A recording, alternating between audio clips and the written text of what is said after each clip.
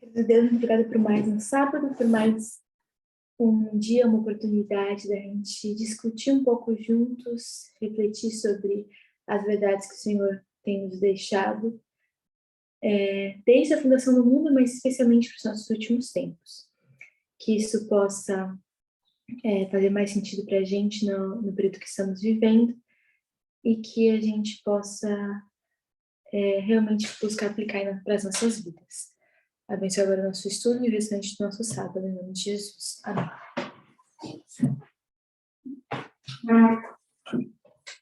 Feliz sábado mais uma vez, é bom estar aqui. Hoje a gente vai falar, o estudo de hoje é relativamente assim simples, a gente vai falar sobre um tema um pouco básico, inicial, que é o amor da meia-noite. Eu acho que algumas pessoas já viram o título. E eu queria que fosse um diálogo, uma discussão, vocês podem compartilhar os pensamentos, eu vou fazer algumas perguntas simples também, e queria que vocês também compartilhassem. A gente vai ler alguns poucos textos, também o objetivo é que não seja muito longo. E por que eu resolvi falar esse tema? Teve várias coisas que me levaram a esse tema. Primeiro, que eu acho um tema interessante, mas algumas coisas que me levam, às vezes, a esses temas mais fundamentais, né, como o Clamor da Noite, sabe, que é uma coisa básica e antiga, em termos de, né, de história de índice, história milerita, mas no nosso movimento, de alguma forma, é o que já tem aí seus 4, 5 anos dentro da nossa história como sacerdotes, então não é algo completamente recente, porque eu vejo que a gente está num momento, a gente sabe, né, estamos, e eu acho que é algo que a todos nós que estamos aqui nos frustra de alguma forma, nos preocupa, nos traz distintos questionamentos, que estamos num período de mais morno em alguns sentidos, de muita gente saindo, muita gente se questionando. E eu percebo que muitos desses questionamentos que vêm e que são alimentados, e pessoas que saem ou que estão com dúvidas para sair, ou que às vezes esparcem isso na mente de outras pessoas, eles são porque falta a lembrança de coisas básicas que não que essas pessoas não sabem, mas essas pessoas às vezes esqueceram da importância, esqueceram o quanto isso é básico e fundamental e determina muitas dessas questões que estamos vivendo e passando hoje. E para mim, um desses temas fundamentais que ajuda a esclarecer, talvez não responda a todas as perguntas, mas algumas delas, e nos dá mais segurança, é esse tema do clamor da meia-noite. Primeiro, qual que é o ano do clamor da meia-noite na nossa dispensação, e o que aconteceu mais ou menos ali? Alguém quer comentar para a gente?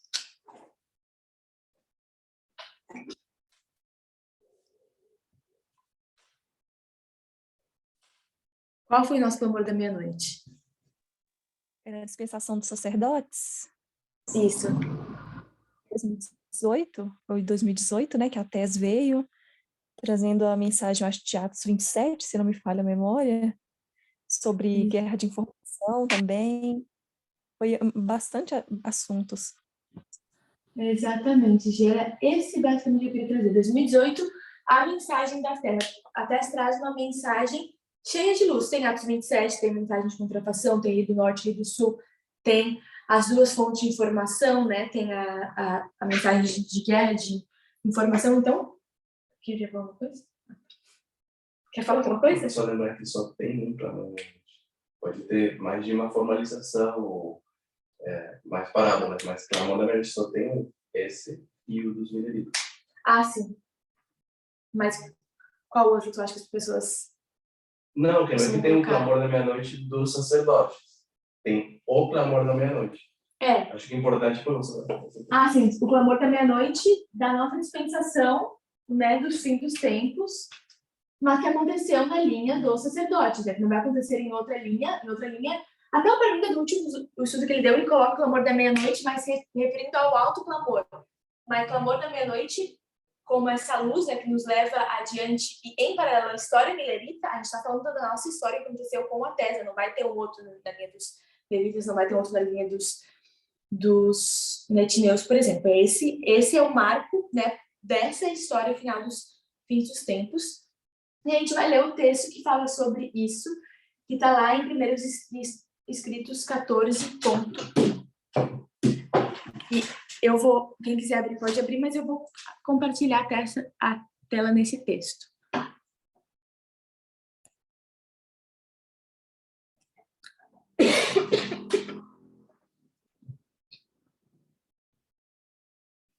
Aqui, rapidinho. Se alguém, inclusive, quiser ler para a gente. Se alguém quiser ler. Vou ler. Enquanto eu estava orando junto ao altar da família, o Espírito Santo me sobreveio, e pareceu-me estar subindo mais e mais alto da escura terra. Voltei-me para ver o povo do advento no mundo, mas não o pude achar, quando uma voz me disse: olha novamente e olha um pouco mais para cima. Com isto, olhei mais para o alto e vi um caminho reto e estreito, levantado em lugar elevado do mundo. O povo do advento estava nesse caminho, a viajar para a cidade que se achava na sua extremidade mais afastada. Tinha uma luz brilhante colocada por trás deles no começo do caminho, a qual um anjo me disse ser o clamor da meia-noite. Essa luz brilhava em toda a extensão do caminho e proporcionava claridade para seus pés, para que assim não tropeçassem. Se conservavam o olhar fixo em Jesus, que se achava precisamente diante deles, guiando-os para a cidade, estavam seguros. Mas logo alguns ficaram cansados e disseram que a cidade estava muito longe e esperavam nela ter entrado antes. Então Jesus os animava, levantando seu glorioso braço direito, e de seu braço saía uma luz que incidia sobre o povo do advento. E eles clamavam: Aleluia! Outros temerariamente negavam a existência da luz atrás deles e diziam que não fora Deus quem os guiara tão longe. A luz atrás deles desaparecia, deixando-lhes os pés em densas trevas, de modo que tropeçavam, e perdendo de vista o sinal e a Jesus, caíam do caminho para baixo, no mundo tenebroso e ímpio. Logo, ouvimos a voz de Deus, semelhante a muitas águas, a qual nos anunciou o dia e a hora da vinda de Jesus. Os santos vivos, em número de 144.000, reconheceram e entenderam a voz, ao passo que os ímpios julgaram fosse um trovão ou terremoto. Ao declarar Deus a hora, verteu sobre nós o Espírito Santo e nosso rosto brilhou com o esplendor da glória de Deus, como aconteceu com Moisés na descida do Monte Sinai. Obrigada, Carol.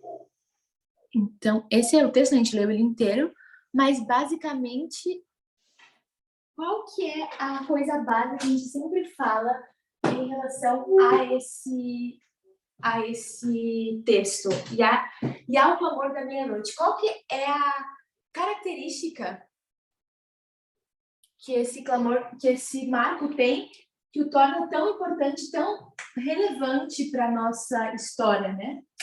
Mesmo que a gente já tenha passado 2018 faz um tempo. Em 2019, 2021. O que torna ele tão importante? A luz que estava a brilhar? A luz, e qual a característica dessa luz?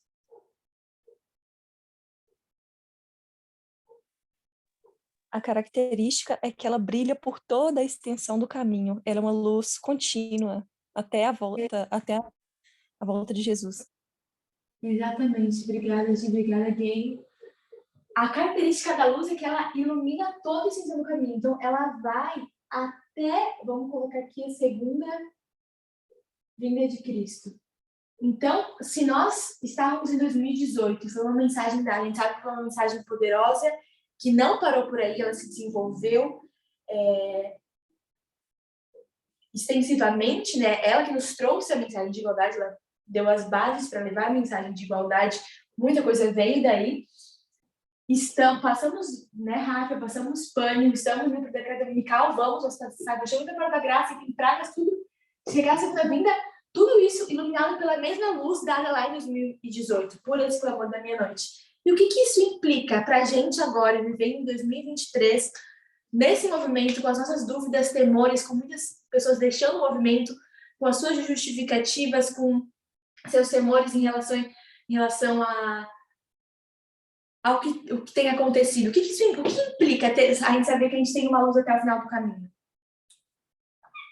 O que vocês pensam sobre isso? Segurança. Segurança, obrigada. Isso é um conforto, isso é uma segurança, né? A gente precisa, eu acho que em qualquer área da vida, Lara, a gente precisa ter uma referência para qualquer campo, né? A criança que nasce na família tem ali, de repente, o pai, a mãe, o tutor como uma referência. Isso vale na escola, na vida profissional. E acredito que não é diferente na vida espiritual. E a gente precisa disso porque quando o texto diz que, um pouco mais abaixo, que alguns, de forma temerária, depois negaram a existência dessa luz. Então, isso é fundamental. Porque se eu não olho para o passado para entender como Deus começa a conduzir e trabalhar, e se eu não me firmar nisso, fatalmente eu vou deixar, vou abandonar. Eu vou perder essa referência, entende? E eu posso acreditar que muita coisa acontece de forma não somente aleatória, mas por acontecer mesmo, né? E por questões humanas. E, enfim, eu acho que perde a fé, né? A gente sai do contexto que a gente aprendeu e fica um pouco assim meio que, como é que eu posso falar? Eu não queria usar a palavra ateu, né? Mas meio que descrente, né? Enfim. Lara? Rose, só rapidinho, que a Carol e o Gabriel estavam com a mão levantada, depois tu comenta, pode ser? Carol ou Gabriel? Sim, é que primeiro que a gente não pode perder de vista a importância dessa mensagem e que ela não vai mudar. Muito bom, muito obrigada. E muito obrigada, Marcos, também. E Rose, por favor? Eu acho que é esperança e fé nas promessas de Jesus. Que isso tem que estar em nossos corações, né? Nos dando a capacidade de permanecer. Muito obrigada por todos os comentários. E eu acho que tudo isso faz muito sentido e vai muito em direção, né, naquilo que eu também tenho refletido. E foi mais uma pergunta para ver o que vocês pensam. Eu não tinha muito um certo ou um errado, mas eu acho que faz muito sentido sobre a importância que essa mensagem veio para a gente. E eu vejo que a gente precisa demorar mais tempo passando e pensando na relevância disso, como a Carol até comentou, e saber que ela não vai perder a validade, até com uma segurança, sabendo que o que virá pela frente, né? A gente sabe que cada vez nós somos menos, infelizmente, e que nós não podemos confiar simplesmente em nós mesmos e achar só porque chegamos até aqui, nós já temos passe garantido para o céu e para tudo que virá. Então, confiar nessa mensagem e seguir entendendo ela, buscando valorizar e realmente viver conforme essa luz, é uma segurança maior, né? Também como o Marcos colocou para a gente durante o caminho, mas eu vejo que ela responde muitas perguntas de pessoas que deixaram o movimento esses últimos tempos, e eu falo especialmente com a questão, a gente sabe que a Terra está afastada, enfim, está nas suas férias, e isso trouxe muitos questionamentos. Eu ouvi ao menos de muitas pessoas, o que está acontecendo, o que vai ser do movimento agora, e muitos comentários sobre, até o próprio Paramidas já falou isso em algumas apresentações, porque é algo que está gerando um comentário, está gerando, né, preocupações por parte dos membros, e até sei de pessoas que saíram do movimento ou, né, deixaram de alguma forma dizendo algum discurso um pouco impulsionado também por isso, por essas dúvidas. Mas se essas pessoas realmente gostam do trabalho da Tess, confiam na mensagem que foi dada por ela, elas não têm o que temer, porque a mensagem dada pelo Clamor da Meia-Noite é uma mensagem. Então foram as verdades deixadas por elas que já trouxeram para a gente muita luz, muito conteúdo para nos guiar até o fim do tempo. Então a gente não precisa se apegar simplesmente a um mensageiro, a uma pessoa física. essa mensagem do clamor da meia-noite não só sobre um mensageiro que vai nos guiar, como, né, Moisés, nem Moisés chegou na Terra Prometida, mas enfim, na física, pelo menos. Mas a gente não pode nos apegar ao mensageiro, sendo que a mensagem que ele deu vai muito além. E se a gente verdadeiramente confia na mensagem que foi dada, né, pelo terceiro anjo, pela Tess, a gente tem que confiar que essa mensagem é capaz de nos guiar até o fim do caminho e é capaz de responder muitos dos nossos questionamentos. Carol ou Gabriel? Oi, Laralice. Eu me lembrei aqui do estudo da Gisele, né, e, de certa forma, eu acho que podemos também entender a mensagem como um talento, né, que nos é confiado.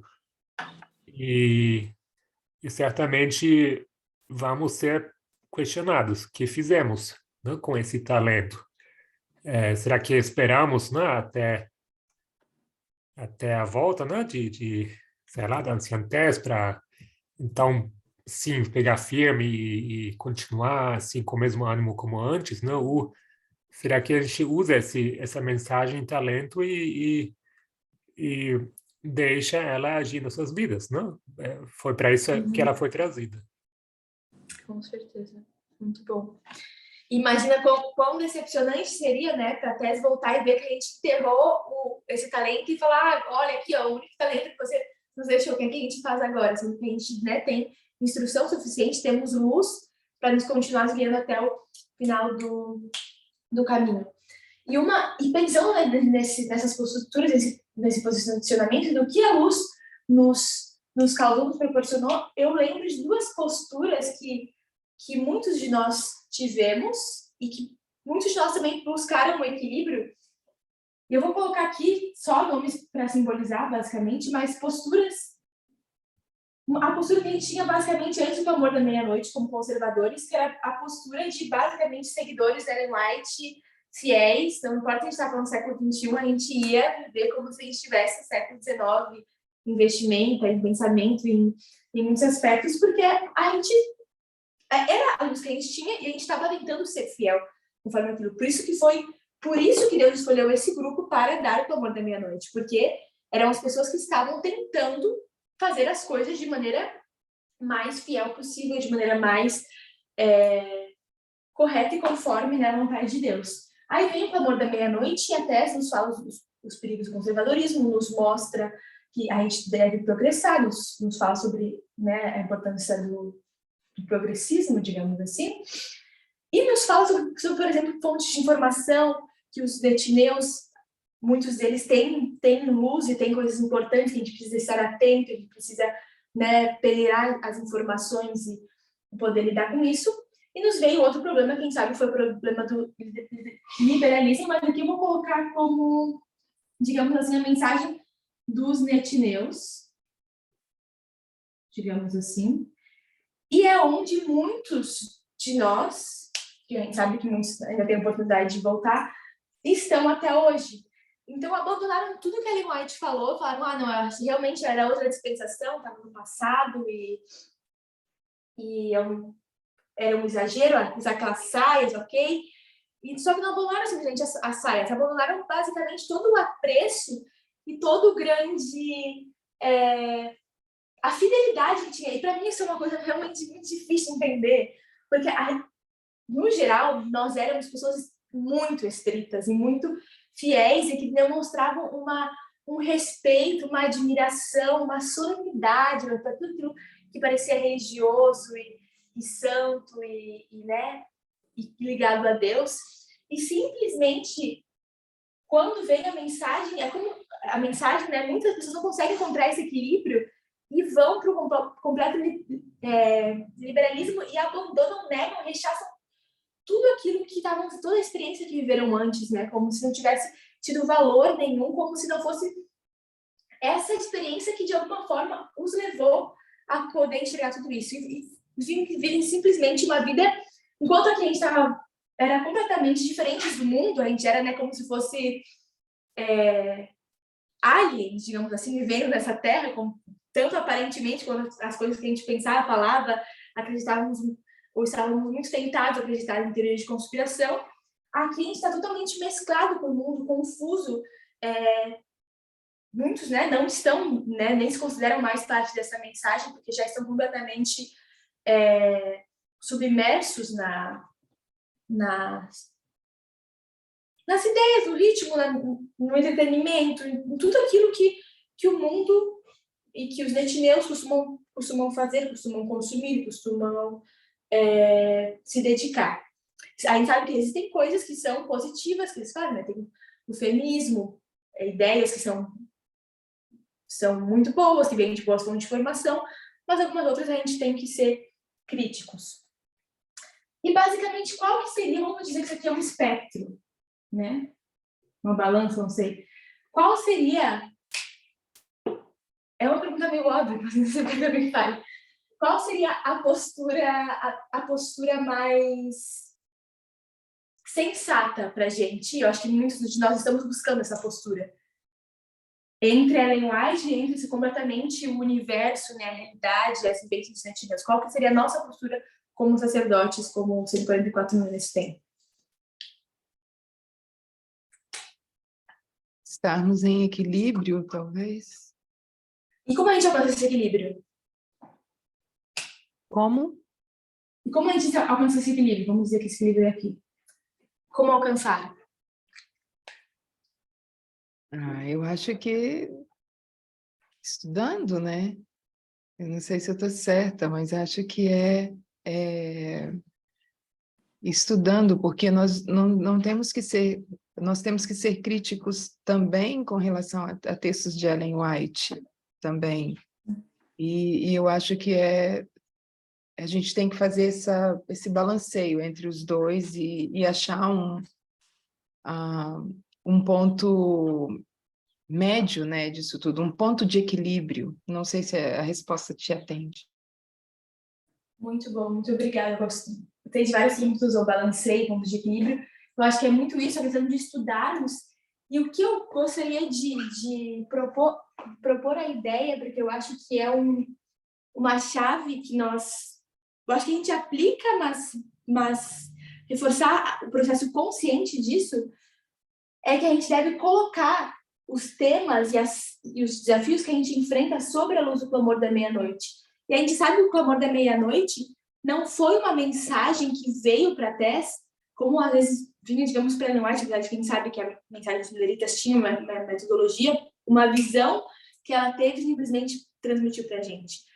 A Tess, ela estudava pela metodologia desse movimento, pela metodologia de linha sobre linha, pela metodologia especialmente do segundo anjo, né, trazida bem reforçada pelo Parminder. Então, foi algo construído a partir daí, foi uma mensagem glorificada, digamos assim, a partir da metodologia. E o que a Tess fez foi pegar esses dois temas, ela não demonizou nenhum dos dois, e não glorificou como se fosse a salvação nenhum dos dois, mas ela pegou esses dois temas, né, balanceou, como a Rosa disse, pegou porções dos dois e colocou sobre a luz do clamor da meia-noite, colocou sobre essa metodologia para poder alcançar o equilíbrio e entender a verdade, entender aquilo que Deus quer para o nosso tempo. Porque, basicamente, essa luz não é só uma luz para que a gente dizer que a gente tem uma mensagem muito boa, mas é para nos guiar. Inclusive, fala duas coisas no texto, não sei se você quem lembra, sobre o propósito da luz. Ela nos guia até o fim do caminho, mas qual é o propósito para a gente que está caminhando? Para que não aconteça com a gente. Alguém lembra de qualquer termo que foi usado? Isso ali eu vou pegar aqui para ler. Eu vou, acho que, colocar o trecho no...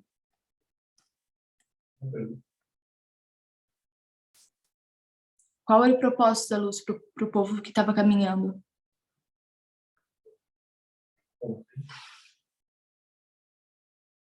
Não cair?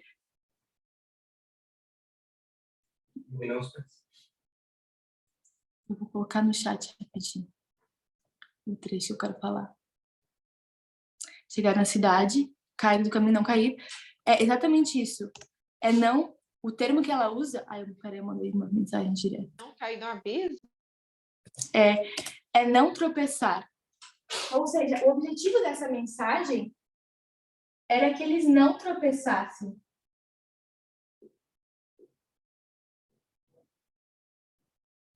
São duas coisas que ela fala. É para que eles não tropeçassem no caminho. Então, no caminho, naturalmente, iam ter muitos temas difíceis, muitas coisas a se pensar, muitas coisas a colocar dúvidas. Mas para que eles não tropeçassem, é dada a luz do amor da meia-noite. Isso vai para...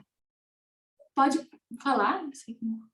Eu só queria ressaltar que a anciã Thèse ela estudou 2 anos para trazer Atos 27 para a gente, ou seja, ela se capacitou para depois trazer essa luz tão importante, nobre e também de uma forma tão detalhada, porque eu não sei se vocês se lembram, mas quando ela começa a trazer Atos 27, surgiram muito debate, surgiu muita dúvida, as pessoas, ela tinha que repetir a mesma coisa várias vezes, porque era quase como um confronto com ela, pela luz que ela estava trazendo, por ser Atos 27, e eu me recordo bem dos alunos pedindo a fala e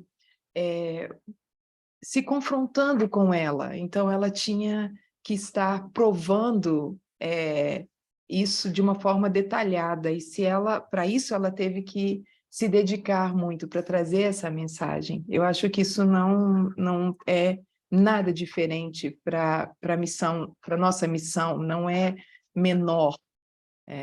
Nós somos professores também, mas eu acho interessante essa dedicação dela para esse entendimento.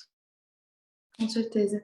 Isso é perceptível em todos os estudos da tese, né? Que ela teve até os últimos, os Vespers, que era um conteúdo de estudo, de metodologia, de que ela não tirava aquilo de simplesmente, ela pensou, pareceu interessante, ou ela teve um sonho sobre, não, ela foi algo que veio de uma metodologia, que veio de um estudo conforme essa luz dada através de uma metodologia específica, que nos trouxe até aqui. Então, quando surge a questão, por exemplo, quando surge a questão do feminismo, do vestuário, a gente deixar de usar calças, digamos, sair desse extremo, deixar de usar saias, perdão, sair desse extremo de Ellen White, de usar saias até o pé, já toda aquela, né, aquele posicionamento, até o outro extremo dos etneus, de usar qualquer coisa e não importa, né, se o meu corpo está sendo objetificado através daquela vestimenta, isso só é alcançado através da metodologia. A luz do clamor da meia-noite nos dá esse ponto perfeito, nos permite que a gente não tropece nem pela falta, nem pelo excesso. E isso vai para uma série de conteúdos e de conhecimentos, de entendimentos que foram trazidos pela tese, mas mesmo a tese não estando hoje, a gente tem muitas áreas do conhecimento por alcançar, por entender e por serem iluminadas, para colocar sobre a luz do clamor da meia-noite. E eu pensei em algumas, eu estava pensando nos últimos estudos que o Parminder deu, eu achei algumas coisas interessantes que eu vejo que dá para a gente ver essa dinâmica, digamos assim. Por exemplo, alguém lembra sobre uma pergunta que o Parminder respondeu, que eu acho que era de um pai ou de uma mãe, em relação aos filhos agora, né? Uma luz que a gente teve, que a gente entendeu que as crianças poderiam ir para a escola, que seria algo bom, seria algo saudável, não era mais necessário estar nesse extremo de fazer homeschooling, né? Não era algo obrigatório como a gente entendia antes. E com esse contato, as crianças começaram a ter contato com outras realidades, outras histórias, enfim. E uma mãe ou um pai veio para o Parminder perguntar em relação ao contato e às histórias de bruxas, né? Esses contos, essas fábulas. E o Parminder deu uma resposta, assim, até meio longa, num dos estudos que ele fez, um dos últimos estudos. Ai, não lembro exatamente qual. Alguém lembra qual foi o estudo? Qual foi a resposta que ele deu em relação às bruxas? O que falar de uma criança que Ei, Lara, está em relação à bruxa? Pode falar, Lucy.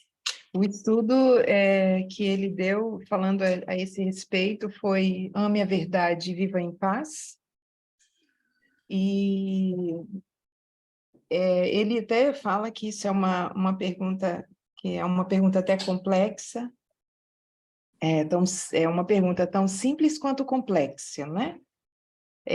Mas que, embora ele não entre em detalhes, ele não quer entrar em detalhes, mas ele compara, quando eles falam da mágica, né, dos animais imaginários, etc., ele fala sobre... ele faz uma comparação até mesmo com o que a gente vive hoje, né? Que isso está nas escolas, está em casa, né? Esse mundo imaginário onde essas crianças estão sendo introduzidas, e que isso aí é exatamente um paralelo do mundo real, né? Um treinamento doutrinário, isso que ele fala, que o patriarcado está fazendo com essas crianças. E aí, quando ele traz que isso tem a ver também em casa, é porque nós também temos o patriarcado em nós, então não há diferença. Ele fala mais ou menos sobre isso, né? Que isso está baseado no sexismo e no patriarcado. Então, eu acho que é isso, que isso é construído dentro desse modelo, né, de ensinar as crianças inocentes sobre o sexismo, o patriarcado, e ele entende a preocupação dessa pergunta e desse pai. Eu não sei se eu respondi bem. Sim, obrigada. Lara, Deixa a Cris falar. Cris? eu ia falar isso, né, que a Rose falou, mas assim, eu ia complementar que, assim, igual ela falou, ele traz isso à luz do clamor da meia-noite, né? Que antes a gente não deixava, né? Ou não falava, não queria, porque a gente ia passar essas coisas de ficção para as crianças, ou dessas coisas imaginárias, assim, né? Que não são reais para as crianças. Mas agora, a luz que a gente tem, né? A gente já vai explicar para as crianças justamente sobre o sexismo, sobre por que qual o significado, né? Por que foi lançado essa coisa para as crianças, né? Que tem a ver com o patriarcado, qual foi a história, né? Das bruxas, né? Que é justamente para criar essa imagem da mulher como sendo ruim, né? Para as crianças já desde pequena irem sendo introduzida a elas essa imagem ruim das mulheres, né? Então, a luz, assim, eu vejo isso que você está trazendo aí, a luz do clamor que a gente está vivendo, o clamor da meia-noite é aquilo que a gente está vivendo agora. Muito bom. Muito obrigada. Gia, eu vi que você tinha aberto o microfone, não sei se tu queria falar. Acabei vendo.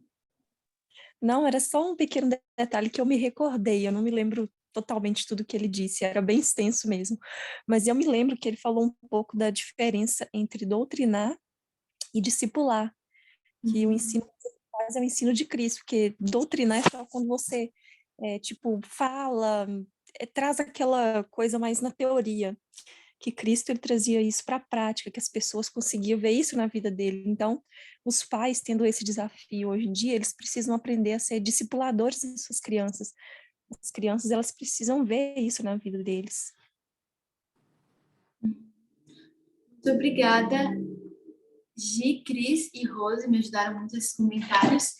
E é justamente, né, isso, eu acho que os comentários trouxeram bastante contexto para essa questão, mas uma coisa que também eu lembro sobre esse tema das bruxas é que ele comenta, e até uma coisa conhecida dentro do feminismo, que o conceito de bruxa surge na Idade Média para mulheres. O Parâmetro coloca, eu acho, que elas como inférteis, que não podiam ter filhos, e ter filhos basicamente era a função da mulher na época. E também tem outros contextos que falam de que elas faziam ervas medicinais, chá, isso não era também sua função, então era algo... Basicamente, elas não cumpriam os padrões sociais, e isso era considerado algo negativo, então elas eram queimadas nas fogueiras e tal, e isso veio de geração em geração e chegou à sociedade com essa né, figura, digamos assim, fabulosa e tal como é, mas que demonstra um sexismo de lá de trás que foi ascendendo, né, que foi chegando socialmente, mas que tem essa mesma origem.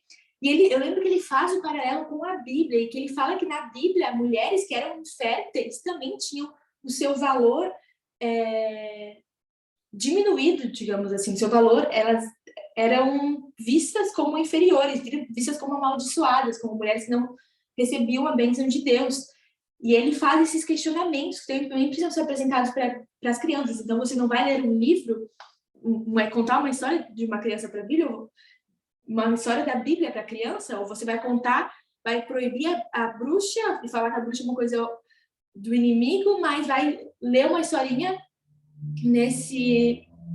o Marcos comentou da Ana, falando que ela chorou que nem uma condenada, porque ela se considerava uma condenada por não poder ter filhos, entendeu? Que é um conceito semelhante a esse que fazia as bruxas também serem condenadas na vista da sociedade. Então, é uma visão mais profunda, e eu gostei disso que a Cris trouxe, porque ele nos traz um termo que antes a gente simplesmente descanteava e falava, isso é do inimigo, é uma coisa ruim. Ele traz à luz o clamor da meia-noite para que a gente possa entender muito mais coisas, para que a gente possa entender tudo de uma maneira mais profunda.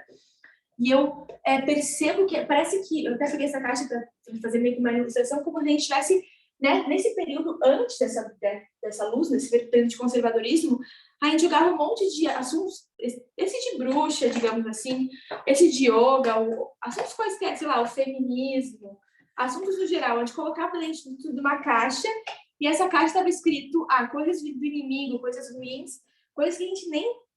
Questões de LGBT, por exemplo. Coisas que a gente não discutia muito, coisas que a gente não pensava, coisas que a gente não se demorava para realmente raciocinar.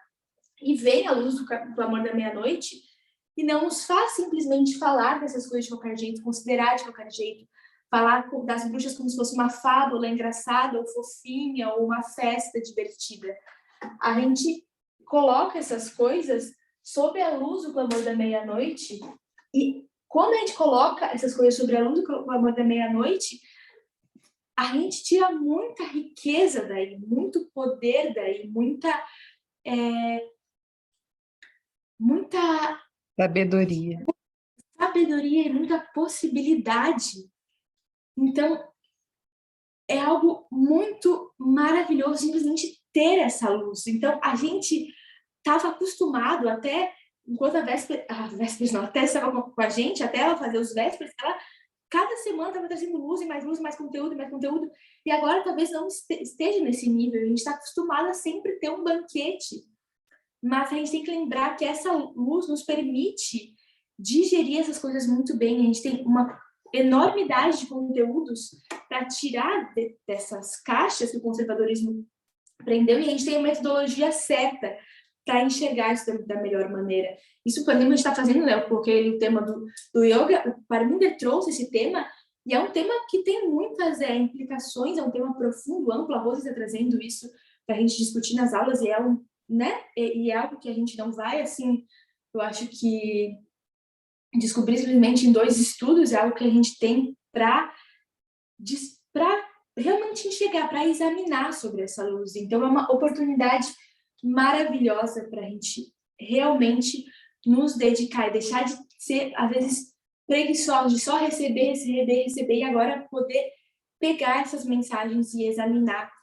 E eu também, outra crítica que eu vejo que é uma desvalorização dessa mensagem é quando as pessoas dizem, eu já ouvi algumas vezes, porque o Parminder agora só responde perguntas. O Parminder não está só respondendo perguntas, ele está pegando temas que ele considera relevante e ele está colocando sobre a luz o clamor da meia-noite, que é algo simplesmente maravilhoso e que é um presente de Deus para que a gente não tropece e para que a gente conheça mais dele. No trecho que eu coloquei aí, diz que eu mandei estar um pouquinho mais para cima. Se conservavam um olhar fixo em Jesus, que se achava precisamente diante deles, guiando-os para a cidade, estavam seguros. Ou seja, a gente está no caminho, tem uma luz, e para a gente estar seguro, a gente precisa da luz e precisa olhar para Jesus. Mas para a gente conseguir olhar para Jesus, só é possível porque existe uma luz atrás da gente. Ou seja, a gente valoriza muito pouco o que é o clamor da meia-noite, o que é essa luz, o que é a gente ter a oportunidade de ter estudos, de ter reflexões simplesmente, de ter respostas de perguntas, mas não simplesmente nesse período aqui atrás em que a gente estava, de alguma forma, em trevas. Agora a gente pode verdadeiramente, como acho que o Marcos colocou aqui, escavar os tesouros com uma luz cheia de qualidade, para que a gente possa entender as coisas que estão no mundo e não tropeçar, e também entender melhor os textos de Ellen White, por exemplo, e os conselhos que são nos dados.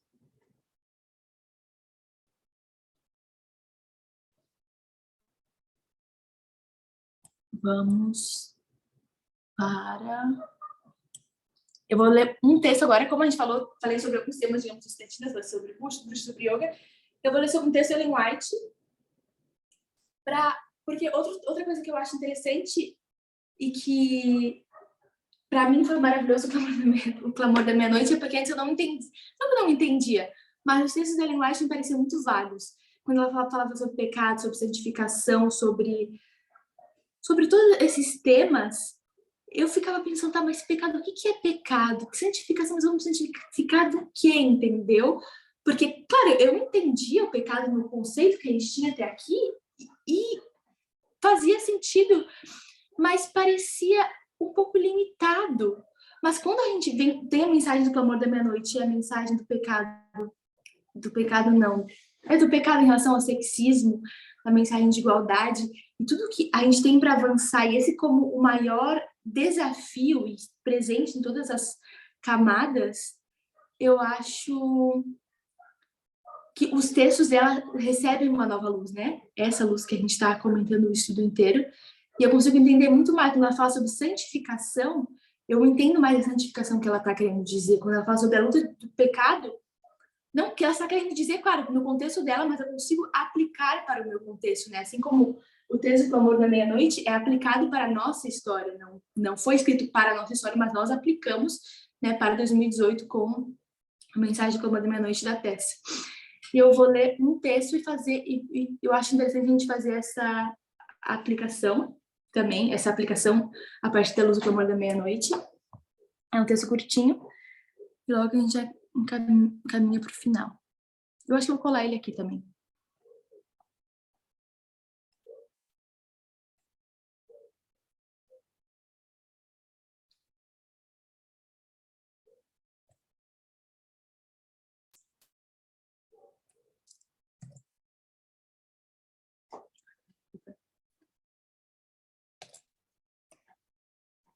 Tá no chat, mas eu vou ler rapidinho. Dia a dia, hora a hora, deve haver um vigoroso processo de abnegação e santificação interior. Então, as obras exteriores demonstrarão que Jesus habita no nosso coração pela fé. A santificação não fecha as entradas da alma ao conhecimento, mas expande a mente e a inspira a buscar a verdade, como a tesouro escondido. E o conhecimento da vontade de Deus promoverá a obra de santificação. Há um céu e devemos nos esforçar com todo o empenho para alcançá-lo. Isso é uma mensagem aos jovens 428.1.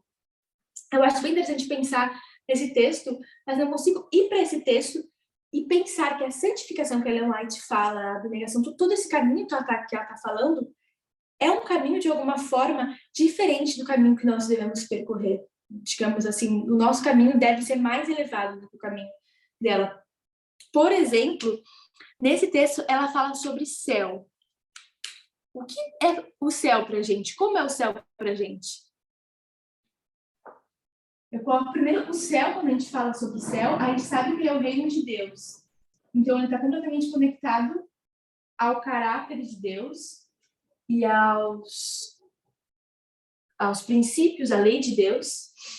A gente sabe que é um lugar santo. Então, tudo que ela fala aí sobre santificação, sobre purificação de caráter, a gente sabe que é com o objetivo de estarmos aptos para um lugar santo, que é o reino de Deus, e que é um A Gi colocou ali no chat um lugar de igualdade, já chegando no ponto que eu queria chegar.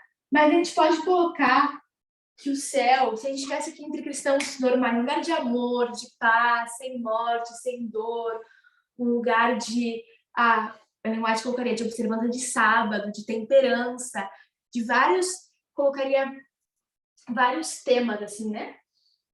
Um lugar até como a gente pode colocar, com o nosso entendimento, um reino feminista radical. Talvez não vai se chamar feminista radical, mas com a nossa visão, né? Sabendo que o feminismo radical ele prega a igualdade radical, a gente entende que o céu vai ter princípios feministas radicais.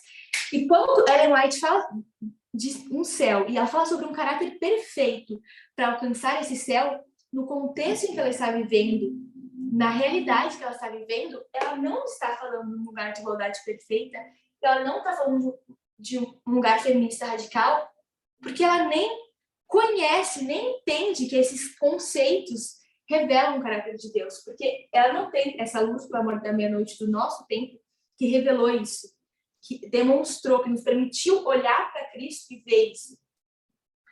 Então, quando ela fala sobre todas as mensagens da santificação, os caras estão falando dos conceitos da época dela. Na época dela, esse texto, se eu não me engano, de Mensagem de Jovens, que está aí no chat, ele é de 88. Eu acho que faziam, então, 15 anos que tinha sido a abolição da escravatura nos Estados Unidos, ou seja, os conceitos do valor de uma pessoa, simplesmente, ser igual, simplesmente por ser um outro ser humano, só por ser de outra raça, ainda precisavam ser trabalhados nas pessoas. A questão da igualdade racial, a questão da segregação ainda precisava ser trabalhada, então tinha muita coisa para ela avançar, e a sociedade dela avançar na santificação antes de chegar aqui. E por que eu falo tudo isso? Porque quando nós vamos, assim como quando nós vamos para aquilo que os netineus falam, das mensagens dos netineus para os nossos filhos, né? Quem tem filhos na escola, enfim, ou nossos contatos com as pessoas, né, que não creem exatamente como nós, mas quando a gente vai para os textos da Ellen White também, a gente também precisa buscar esse ponto no centro, a gente também precisa colocar isso sobre a luz do clamor da meia-noite. A gente não pode ler um texto que eu mandei aí, esse texto, qualquer adventista diz amém, qualquer protestante diz amém, qualquer cristão no geral diz amém. Então, a gente precisa, sempre que a gente vai abordar Ellen White, colocar sobre a luz do clamor da meia-noite e entender o que isso está querendo dizer para a gente, né? E, basicamente, com isso, eu lembro que tudo, a nossa vida, já que estamos nessa caminhada, tem que ser vivida, pensada e reflexionada a partir dessa luz que foi dada para a gente. Graças a Deus, nós recebemos essa luz, que nós podemos usá-la para não tropeçar. Ela foi dada em benefício nosso, ela foi dada para nossa salvação e para nossa para que a gente realmente chegue seguros no céu. Eu vou compartilhar agora a tela para ler o último texto que eu decidi adicionar agora há pouco, falando mais uma vez sobre a importância, né, da metodologia, enfim. É aquele texto que fala sobre as cordas, que eu acho que é um texto interessante nesse contexto. Eu vou ler esse que está com o pontinho amarelo. Ela está contando sobre a visão dela, né? E fala que chegamos a um grande despenhadeiro onde terminava o nosso caminho. Nada havia agora para nos guiar os pés, nada em que pudéssemos repousar. Devíamos, então, depender inteiramente das cordas, que tinham aumentado até o tamanho do nosso corpo. Ali estivemos por algum tempo imersos em perplexidade e angústia. Indagamos em tímido cochicho. Em que estará presa a corda? Meu esposo estava precisamente diante de mim. Grandes gotas de suor caíam-lhe do rosto, as veias do seu pescoço e têmporas haviam crescido tanto que atingiam 2 vezes seu volume usual, e seus gemidos abafados e agonizantes eram ouvidos. O suor caía-me do rosto, e eu experimentava uma angústia tal como ainda não havia provado. Terrível luta estava diante de nós. Fracassássemos ali e todas as dificuldades de nossa jornada teriam sido passadas em vão. Agora esse outro tag amarelo. Por alguns momentos hesitamos em nos arriscar, então exclamamos: nossa única esperança está em confiar inteiramente na corda. Dela temos dependido em todo o caminho difícil. Ela não falhará agora. Ainda estávamos hesitantes e angustiados, por então proferidas essas palavras: Deus segura a corda, não devemos temer. Essas palavras foram então repetidas por aqueles que estavam atrás de nós, e acompanhadas dessas outras. Ele não nos faltará agora, trouxe-nos até aqui em segurança. Amém. Eu acredito que todos gostamos desse texto, né, que a gente identifica como nossa metodologia, linha sobre linha.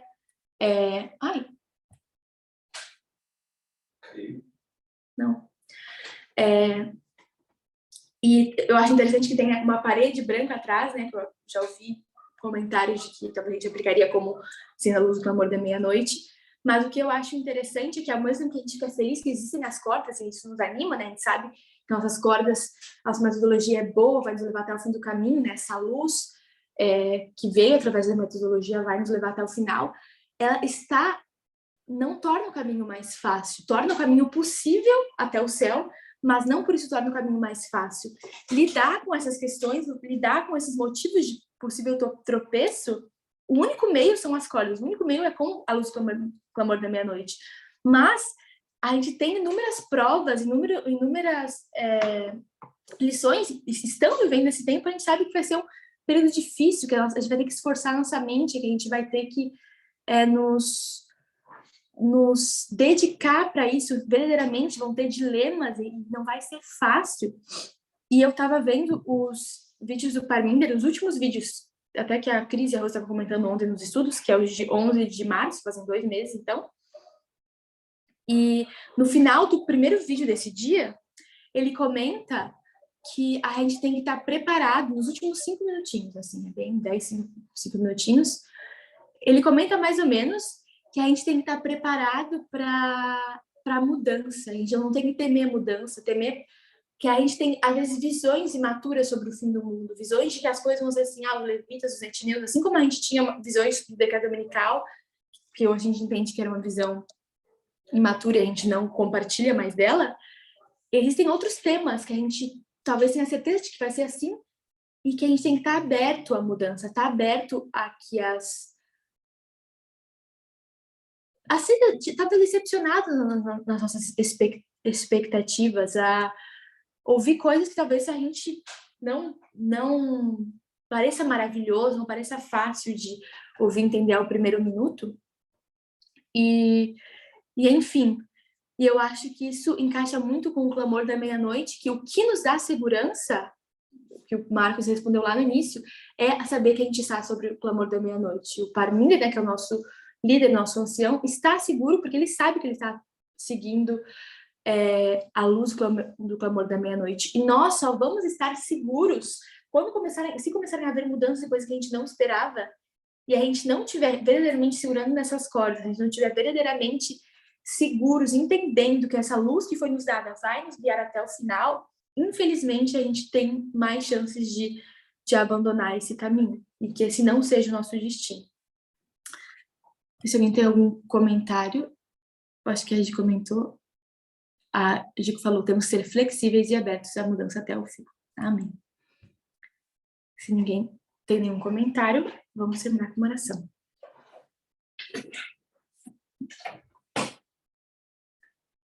Querido Deus, muito obrigada porque tu nos deste essa maravilhosa luz do clamor da meia-noite.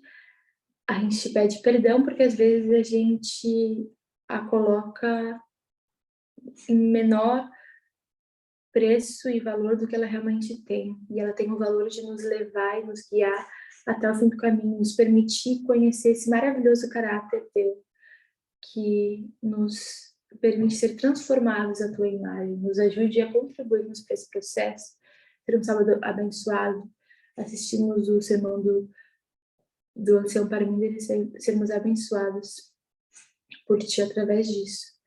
Abençoa o restante do nosso sábado, isso que a gente pede, em nome de Jesus. Amém.